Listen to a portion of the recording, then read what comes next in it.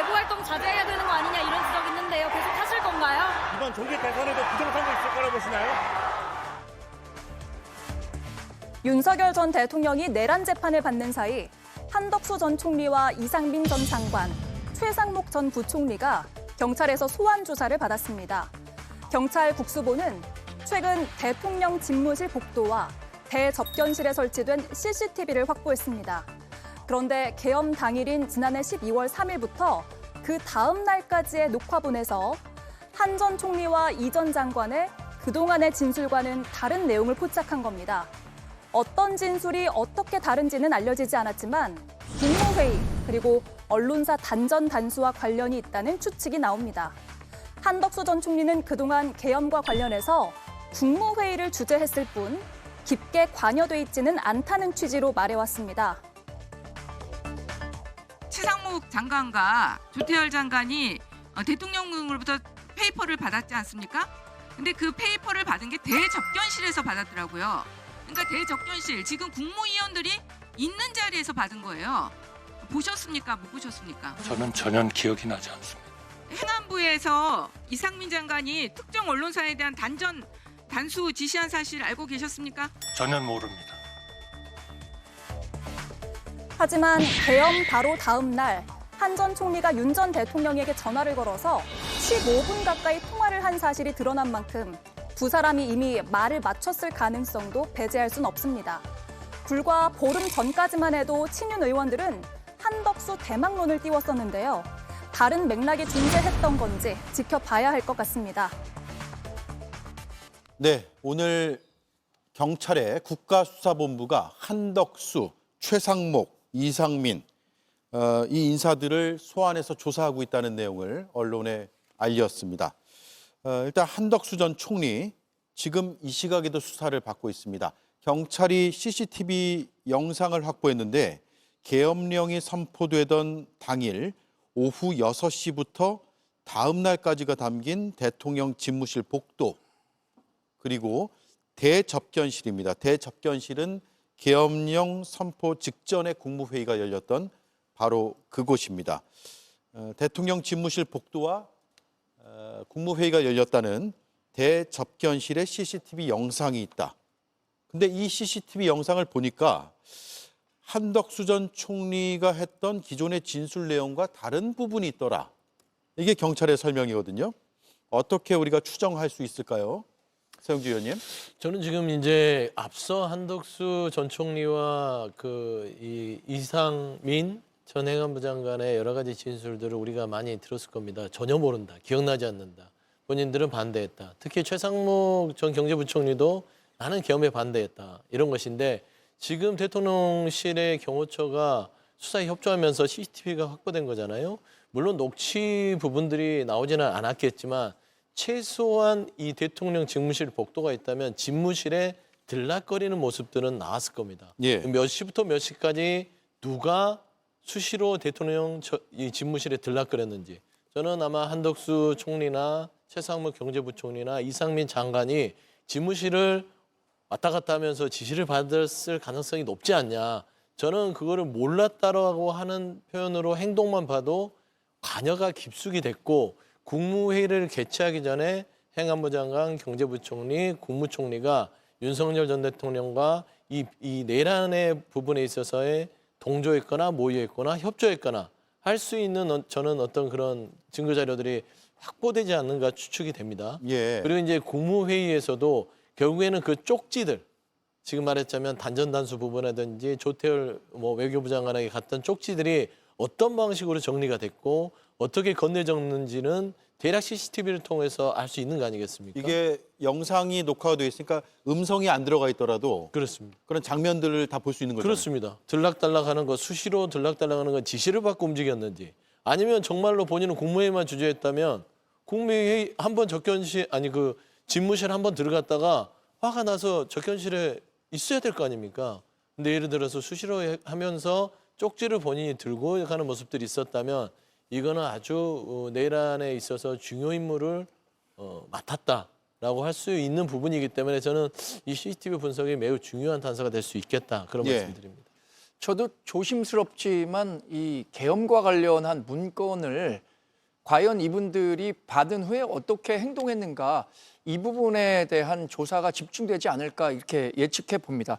왜냐하면 세 명이 다 지금 이번에 조사를 받고 있는 세 명이 공교롭게도 쪽지를 받았다는 분이에요. 여기에 조태열 외교부 장관은 쪽지 내용을 갖고 이제 뭐 외교 공관, 제외 공관들이 어떻게 대응해야 한다는 내용이 있었다라고 발언을 했는데 한덕수 전 총리 같은 경우에는 쪽지를 받았는데 내용은 전혀 기억하지 못한다라고 발언했고 최상목 전 경제부총리는 쪽지를 받은 후에 뒷주머니에 넣고 그것을 다시 보좌관에게 줬다 이렇게 얘기를 하고 있는데 이상민 장관은 단전단수와 관련한 내용의 쪽지를 받았다고 했죠.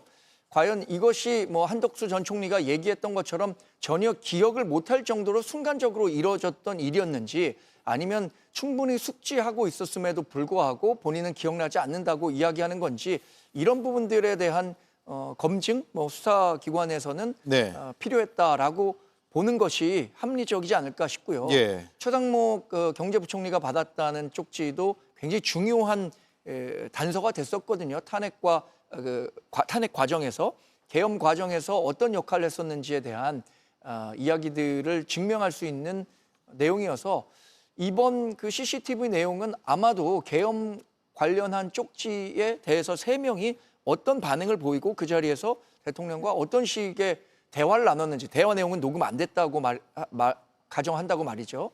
뭐 그런 것들이 중심이 되지 않을까 싶습니다. 예. 한덕수 전 총리가 그동안 어떤 진술을 했는가를 다시 한번 뜯어보겠습니다.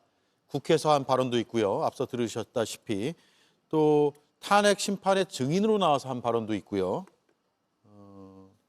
쭉 들어보고 CCTV와 뭐가 엇갈리는지를 우리가 한번 모자이크 맞추기를 해봐야 될 것 같아요. 들어보고 제가 김성열 위원께 질문을 드리도록 하죠. 일단 그래픽으로 준비된 내용부터 볼게요. 경찰 특수단 조사 진술 내용이거든요. 대통령이 처음부터 국무회의를 생각하지 않았던 것 같다라고 했고요. 사실상 국무위원이 모였다는 것 말고는 간담회 비슷한 형식이었다라고 해서 국무회의가 정상적으로 이루어지지 않았다는 점을 하나 밝힌 적이 있고요. 그리고 탄핵 심판에서 한 발언도 있습니다. 한번 들어보겠습니다. 각 국무위원들의 구체적인 진술 내용에 대해서는 제가 알지 못합니다. 제가 기억하는 것은 거기 모인 국무위원들이 비상계엄 선포에 대해서 걱정하고 대통령님을 만류하려고 노력하였다는 것입니다. 저는 뭐 계엄을 선포하신다는 얘기를 듣고 그렇게 돼서는 안 된다 하는 반대 의사를 말씀을 드린 겁니다. 예, 종합하면 국무회의가 아니었다, 간담회였다라는 주장 하나, 거기에 모인 국무위원들이 대통령을 만류하려고 노력하였다는 것 두 번째고요. 자신도 그렇게 해서는 안 된다라는 반대 의사를 말씀을 드렸다. 이 세 가지거든요. 이 세 가지 중에서 어떤 부분이 CCTV와 달랐을까라는 생각을 좀 해봐야 될 것 같습니다. 먼저 김성일 위원님 말씀 듣고 바로 질문을 더 드리죠. 글쎄요, 저는 CCTV를 통해 가지고 사실 내가 어떠한 의사를 표현했다라는 거를 확인하기는 쉽지 않을 것 같아요. 왜냐하면은 지금 뭐 손을 들어가지고 X 표시를 할 것도 아니고, 예. 이런 거는 쉽지 않을 거라고 보는데, 다만 한덕수 총리가 이런 얘기를 합니다. 12월 3일날 언제 이제 대통령 집무실 들어갔냐라고 했을 때 오후 8시 45분경 도착해서 55분경 집무실에 들어갔다. 근데 그때 뭐라고 그러냐면 본인은 8시 한 40분경 계엄 선포 계획을 인지를 했다. 근데 이 부분의 시간상은 CCTV상으로 아마 확인이 될 거예요. 그러면은 만약에 그 시간 이전에 갔었으면은 자신이 계엄 선포를 인지한 시각 자체가 달라질 수 있는 거죠. 이제 이런 부분에 대한 지적이 좀 있을 수 있을 것 같고요. 또 국무회의 같은 경우는 그 당시에 10시 17분에 시작해서 22분경 종료되었다라고 이야기를 했어요. 그러면 5분 정도 했었다. 뭐 이런 이야기인데 사실은 그거보다 더 짧았을 수도 혹은 더 길 수도 있었던 거거든요. 예. 그래서 국무회의와 관련한 CCTV의 뭐 진술이 달랐다 하면 저는 이러한 시점에 대한 차이가 있을 수 있다. 그러면은 과연 국무회의가 실질적으로 정말 있었는가부터 해서 다시 한번 검토를 해볼 요지는 있을 것 같다. 그렇게 예. 생각을 합니다. 네, 네. 서용주 위원님. 네. 오늘 경찰 설명을 들어보면 네. CCTV와 진술 내용이 다르다 이렇게 얘기를 했잖아요. 근데 그렇게 생각하면 위증의 혐의도 추가될 수 있는 거 아닙니까? 위증뿐만 아니라 기본적으로 한덕수 전 총리가 조금 죄질이 더 나쁜 이유들은 본인이 내란 피의자로 수사를 받을 것을 고려해서 정치적인 대선 출마를 한 게 아닌가라는 부분까지도 고려가 출마 됩니다. 자체가요, 아예. 그렇습니다. 예. 그러니까 내란 피의자의 수사를 회피하기 위해서 무소속으로 대선 출마를 하고 권한대행을 그만뒀잖아요. 그 엄중한 와중에. 그리고 국민의힘의 후보가 되기 위해서 친윤그룹과 어떤 얘기를 했는지까지도 저는 수사가 이루어져야 된다고 봅니다. 예. 이게 내란에 대한 어떤 수사를 회피하게 한 것다면 이거는 굉장히 대한민국의 국가의 사법 시스템뿐만 아니라 내란의 어떤 책임을 회피하려고 했기 때문에 그리고 총리 아니었습니까? 굉장히 죄질이 안 좋고요. 진술 자체는 본인들 마음대로 다 바꿀 수 있습니다.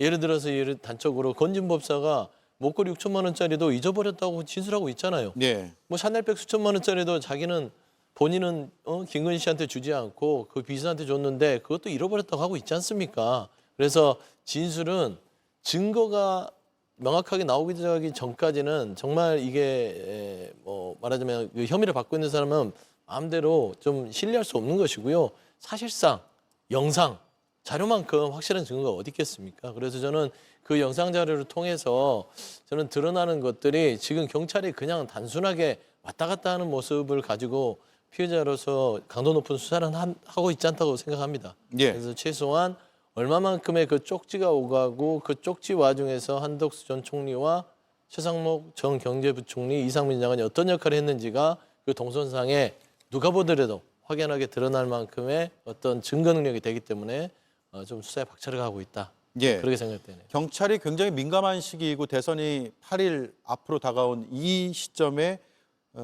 줄줄이 지금 소환해서 조사를 하고 있고 내란 혐의 피의자 신분으로 조사를 하고 있고 그리고 조사의 핵심이 뭔지까지도 설명을 하고 있는 상황입니다. 굉장히 혐의점에 대해서 무언가를 밝힌 것이 아닌가라는 추정이 가능할 정도의 내용들이 나오고 있는데 물론 그렇지 않을 수도 있다는 점을 동시에 말씀을 드리고요.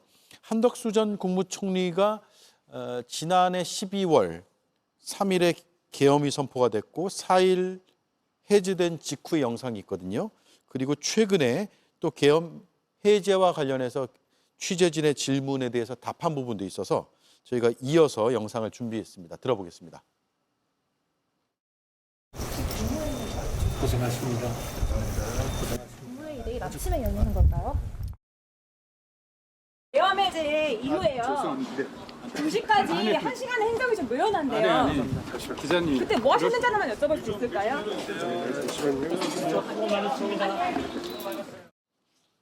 예. 자, 고생이 많다고 하고 수고가 많다고 합니다. 취재진에게.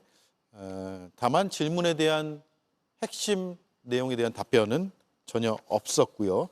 결국 관련해서 지금 수사가 이루어지고 있는 것 같습니다.